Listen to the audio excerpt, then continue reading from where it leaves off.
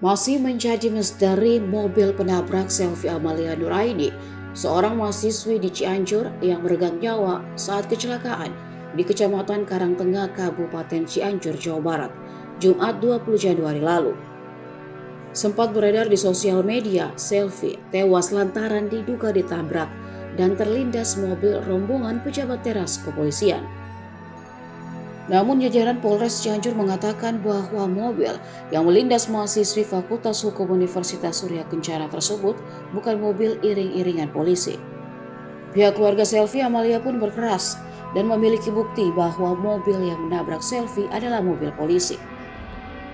Sebelumnya Kapolres Cianjur AKBP Doni Hermawan mengatakan mobil liar Audi tipe A8 berwarna hitam adalah mobil pelaku. Yang menjelaskan mobil Audi yang diduga melindas korban merupakan mobil liar yang memaksa masuk mengikuti iring-iringan mobil polisi. Karena saat itu iring-iringan hanya dikawal satu mobil di bagian depan, sebagaimana dilansir dari Tribun Jabar. Terkait mobil Audi warna hitam itu, AKBP Doni Hermawan mengatakan pihaknya telah mengantongi ciri-ciri kendaraan itu, bahkan juga dari keterangan saksi.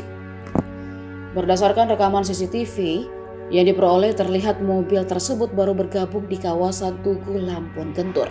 Sedangkan dari awal keberangkatan rombongan di kawasan Ciloto tidak nampak mobil tersebut. Tapi lagi-lagi kuasa hukum keluarga Selvi membantahnya. Berdasarkan bukti dari CCTV di beberapa titik, kendaraan yang menabrak korban merupakan mobil jenis Toyota Innova berwarna hitam. Yudi Junadi juga mengatakan mobil Innova tersebut ikut rombongan iring-iringan polisi. Menurut informasi, baik mobil Audi hitam juga mobil Innova sama-sama ada di TKP pembunuhan Wawon CS atau serial killer supranatural. Pihak keluarga Selvi pun meminta polisi untuk tidak menutup-nutupi fakta yang ada. Pihaknya mengaku menghormati proses hukum dalam kasus tersebut.